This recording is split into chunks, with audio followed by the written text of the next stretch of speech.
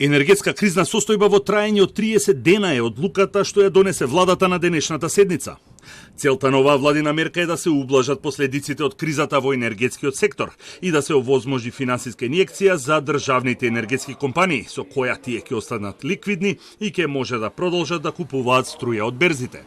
Владината одлука доаѓа по петочната препорака на Комисијата за проценка на енергетскиот сектор и извештајот на МЕПСО за проценка на стабилност на секторот кој покажал дека постои ризик. Донесуваме кризна состојба се со цел да го подобруваме работењето на енергетските компании, да се зголеми нивната ликвидност, а никако да донесеме рестриктивни мерки што би влијаеле негативно во секојдневниот живот на нашите граѓани.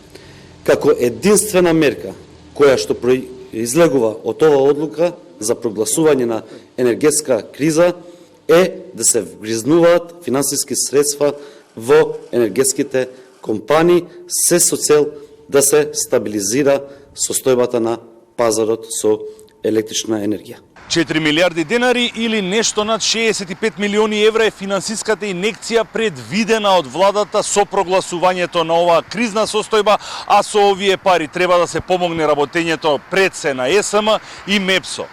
Само во последните неколку дена ЕСМ потроши 9 милиони евра за да купи струја од слободниот пазар, односно од светските берзи. Според Бектеши, струја имаме обезбедено до 21 ноември. Иако домашните капацитети за производство се десеткувани, нема залихи на јаглен и се случија неколку хавари. На денешната седница не се разгледувало прашањето за евентуално разрешување на директорите на МЕПСО и ЕСМ, Куштрим Рамадани и Васко Ковачевски. Министерот Бектеши, кој самиот кажа дека една од причините за моменталната состојба во енергетскиот сектор е недомакинското работење, денеска не посочи со прст во никого, но додаде дека негов личен став е дека има одговорност кај раководните лица именувани од владата.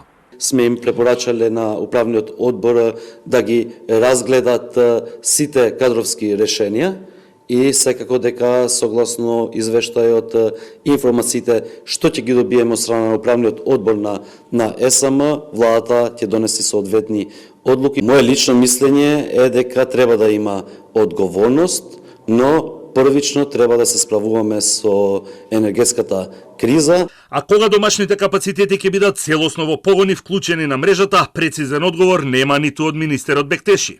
ТЕЦ Осломеј треба да почне со работа на 1 декември и до тогаш треба да почнат испораките на јаглен од Косово.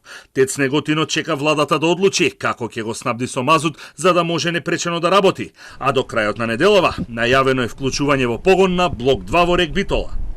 По петочната хаварија на трафостаницата на блок 3 во комбинатот, тој може да почне со работа најрано кон средината на идниот месец.